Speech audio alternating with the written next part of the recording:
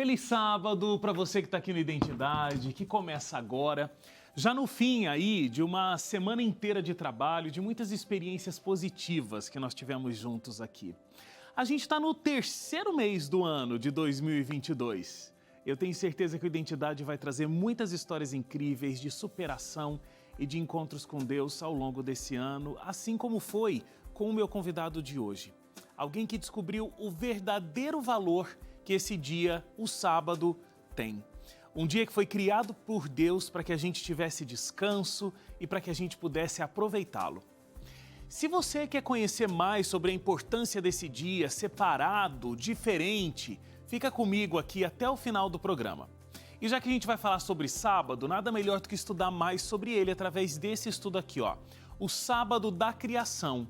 Aqui tem várias passagens bíblicas e explicadas da melhor forma para você compreender e ainda vai poder responder questões sobre cada tema que vai te ajudar a guardar esse conhecimento e também poder ensinar a outros.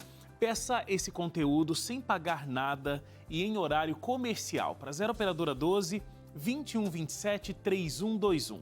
0 Operadora 12 2127 3121.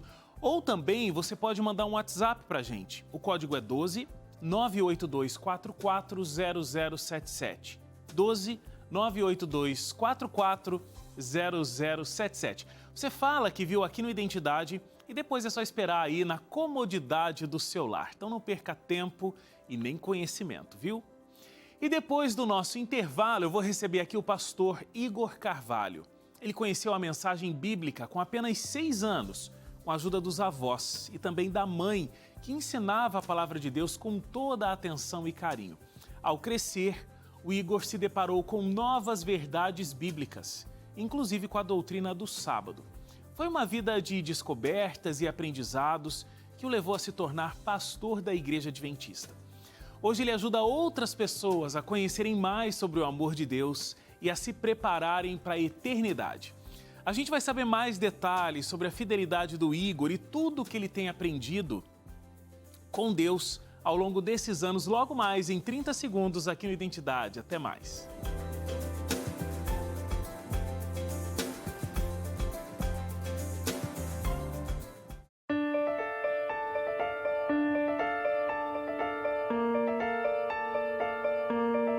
Já de volta aqui ao Identidade, eu estou recebendo o pastor Igor aqui hoje no estúdio. Tudo bem, pastor? Tudo bem. Muito prazer, viu? Muito obrigado por ter vindo e contar aqui pra gente essa tua linda história de testemunho. Prazer é todo meu, Wagner. Uma honra. Olha, você está no ministério já tem 12 anos. Sim. Ajudando pessoas a conhecerem a Jesus, assim como você também conheceu, né? Agora, você tem um contato com a religiosidade, com as histórias da Bíblia, já desde muito tempo, né? Você aprendeu a Bíblia quando tinha 6 anos. Sim. Me fala dessas memórias, ainda criança e aprendendo sobre a Bíblia. Então, quando eu tinha 6 anos de idade, meu avô, que é um pastor evangélico aposentado, ele me deu a minha primeira Bíblia de presente. Foi justamente na fase que eu estava aprendendo a ler e eu comecei a ler pela Epístola aos Romanos e me apaixonei pela Sagrada Escritura. E a mamãe contava a história para a gente daquela coleção As Belas Histórias da Bíblia. Sim. E foi o primeiro contato que nós tivemos com a mensagem adventista. Eu passeava por aquelas ilustrações e imaginava como teria sido a vida de Jesus, de Moisés, dos apóstolos. Bom, o tempo passou e aí Deus foi proporcionando maneiras de te apresentar mais verdades bíblicas, né? Porque aí, com 15 anos, foi quando um desbravador, né? Já explicamos aqui algumas vezes o trabalho dos desbravadores. Então, o desbravador tem um trabalho parecido com os escoteiros, né? Acampam, aprendem a fazer nós e um monte de atividades e também aprendem sobre a Bíblia. E aí, você, em contato com o desbravador, com 15 anos, ele te falou a primeira vez sobre o sábado. Você ficou realmente muito impressionado com aquilo, né? Foi sim. Esse meu colega, o nome dele é Maico, né? E nos tornamos amigos. Ele me convidou para fazer parte do Clube dos Desbravadores e eu, assim, no princípio não aceitei, mas aquilo marcou profundamente o meu coração e eu nunca mais me esqueci das palavras que ele me disseram. Agora, nesse mesmo período, mais ou menos, tinha uma amiga da sua mãe que presenteava ela com livros da igreja. Mas quem lia, na verdade, era você. Isso né? mesmo.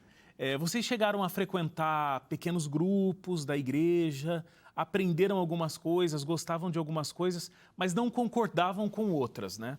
É verdade. Ela dava sempre para minha mãe livros, revistas, folhetos e ela convidava a gente para um pequeno grupo e a gente ouvia as mensagens ali. No princípio concordávamos com tudo, mas quando chegou nas doutrinas distintivas bíblico-adventistas, a gente decidiu parar de ir porque estava chocando com o que a gente acreditava. Aí houve um momento bem importante na tua história, porque um dia, assistindo a Novo Tempo, você se deparou com o testemunho de um, hoje, colega teu, pastor, Sim. o pastor Eusélio. Ele, inclusive, já esteve aqui no programa também, contando esse testemunho. Mas me fala de como esse testemunho dele foi uma coisa que te impactou. Esse testemunho me marcou profundamente, porque ele contava tudo que ele havia sofrido no quartel, quando era soldado, né? Por amor a Jesus, por observar o seu santo sábado. E ele foi preso algumas vezes.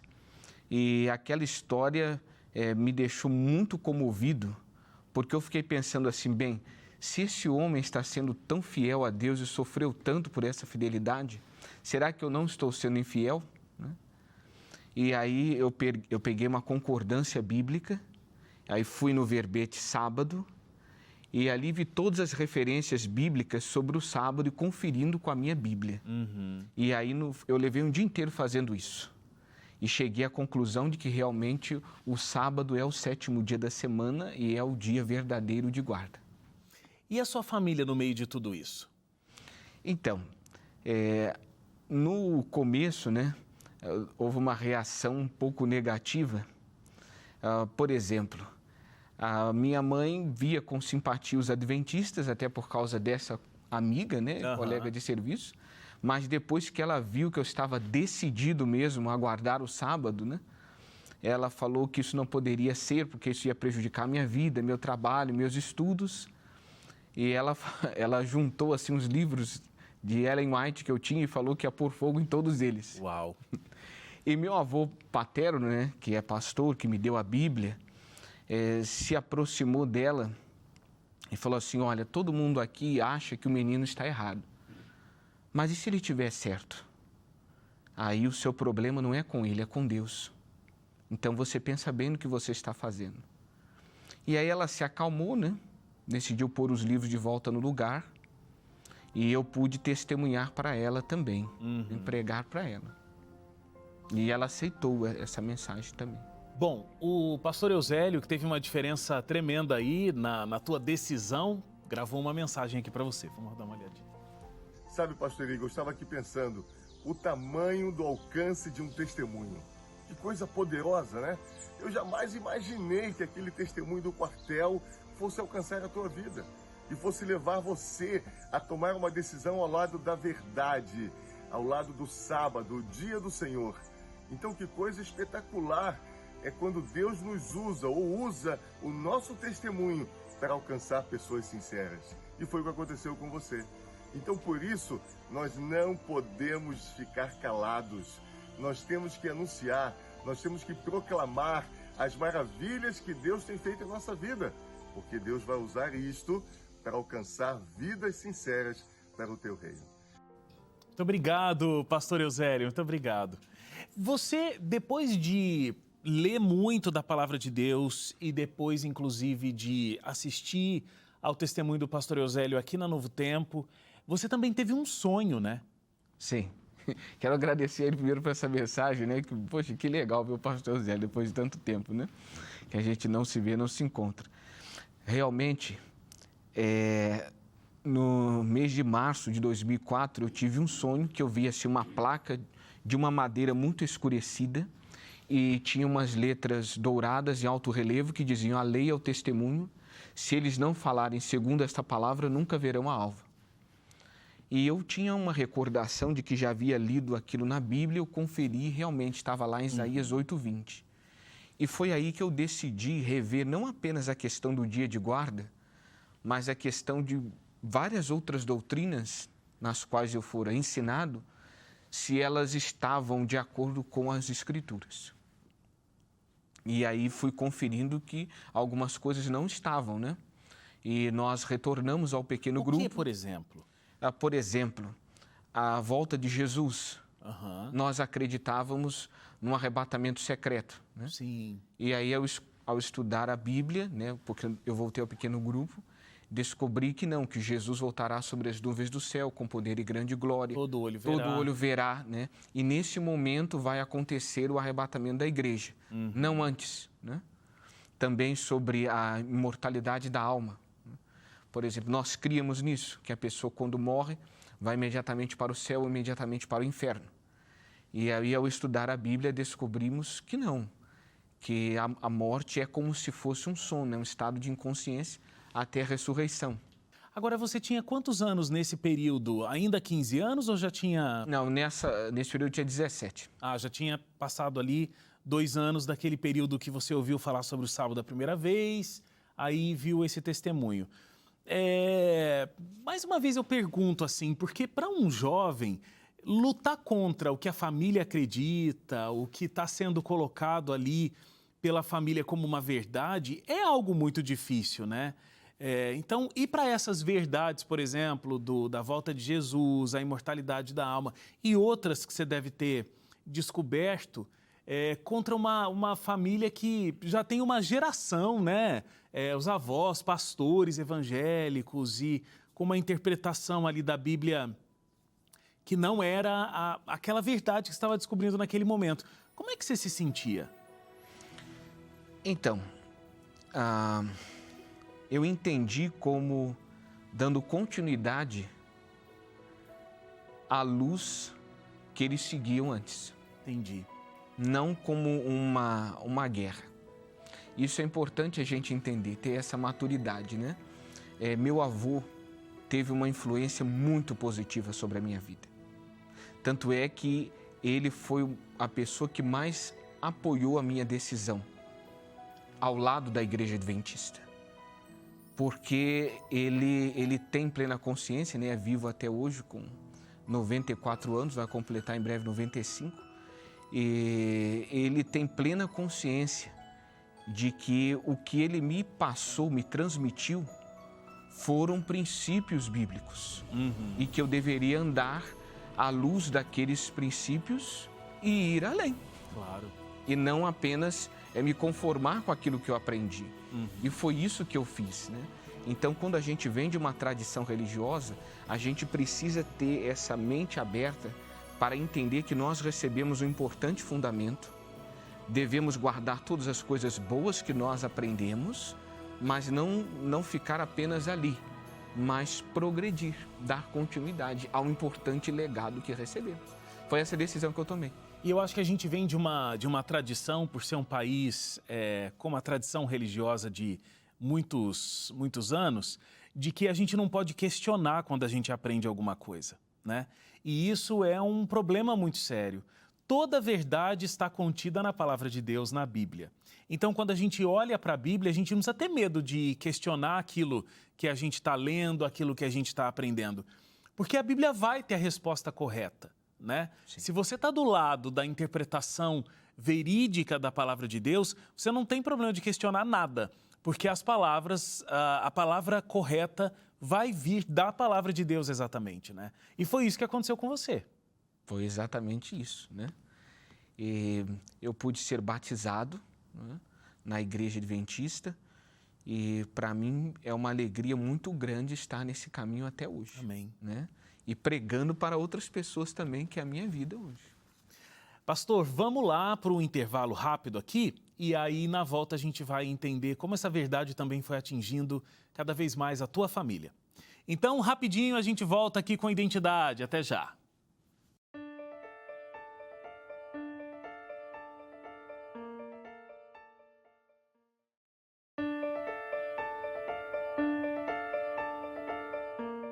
De volta aqui ao Identidade, a gente está aqui com o pastor Igor contando a história dele de descobertas de verdades bíblicas ainda muito jovem e tomando uma decisão ali muito consciente, estava realmente muito decidido inclusive diferente da decisão religiosa que a família tinha, né? Dentro da igreja evangélica que você frequentava, pastor, você teve a oportunidade, né, de se levantar e falar de algumas descobertas bíblicas que você estava fazendo naquela oportunidade também. Sim, é verdade. Uma coisa é você se deparar com a sua tradição familiar e outra também é a tradição religiosa, né? Uhum. E a gente precisa fazer isso com muito carinho para não machucar as pessoas. E eu me lembro que um evangelista se aproximou de mim e falou assim, olha, você vai ter problemas na sua vida por causa do sábado, né? Porque como é que você vai fazer para estudar? Como é que você vai fazer para trabalhar? Você vai ter dificuldade. Como é que você vai sustentar a sua família, né? Eu perguntei para ele, pastor, se o senhor trabalhasse numa empresa na qual o senhor fosse convidado para fazer parte de um esquema de corrupção, o senhor aceitaria participar? Ele falou, não.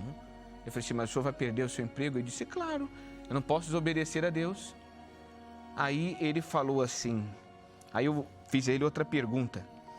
No caso, se o senhor trabalhasse para uma senhora e essa senhora dissesse que para o senhor continuar no emprego, o senhor deveria se deitar com ela, o senhor aceitaria? Ele respondeu, não. Eu não posso fazer isso de jeito nenhum. Eu falei assim, mas como é que o senhor vai fazer para sustentar sua esposa, seus filhos? Ele respondeu, não, mas isso é quebrar o mandamento de Deus. Ele vai cuidar de mim, ele vai me sustentar. Eu falei, pois é. É isso. É isso. O mesmo Deus, com o mesmo dedo, com letras de fogo, em tábuas de pedra, escreveu, não furtarás e não adulterarás. Também escreveu, lembra-te do dia de sábado para o santificar. Houve um episódio também, que era um dia de ceia do Senhor, e no momento da escola dominical, o diretor da escola dominical, ele falou que o sábado não deveria mais ser observado e desafiava a qualquer um a demonstrar no Novo Testamento onde estava o sábado. E como ele fez a pergunta, eu levantei minha mão, né? E eu fui mostrando todos os textos do Novo Testamento que eu me recordava, onde Jesus e os apóstolos observaram o sábado. E ali eu concluí respondendo, olha, eu só falei porque o senhor perguntou. Aí depois que terminou a escola dominical e a Santa Ceia, várias pessoas ali vieram me cumprimentar, agradecendo, disseram que o que eu estava falando estava em plena harmonia com as Escrituras a despeito do ensinamento da igreja. Mas eu já estava realmente decidido, eu saí dali decidido a ser batizado na Igreja Adventista. O que mudou na sua vida depois dessa decisão? Bem, graças a Deus, um ano depois do meu batismo, a minha mãe também foi batizada, né? Eu pude testemunhar para ela, pregar para ela, ela frequentou a igreja e foi batizada. Aquela que queria queimar todos os livros que ela tinha ganhado da Igreja Adventista e você é que lia. Sim. E ela falou, se você for para lá, vou queimar tudo isso aqui. Sim, é verdade. O dia do batismo dela foi muito bonito. Uhum. E ali eu conheci a que hoje é a minha esposa, né? Porque foi ela, a Ruth, que organizou a cerimônia toda. Foi no dia do batismo? Foi no dia do batismo dela. E aí eu a conheci e a gente começou a conversar, né? Nós temos uma grande discussão no nosso casamento até hoje sobre quem pediu o telefone de quem. Eu digo que é ela disse que fui eu. Entendi. Nasceu dali uma amizade profunda, né? E começamos a namorar. Eu a pedi namoro, né? Foram 2 anos de namoro, 2 anos de noivado e nos casamos.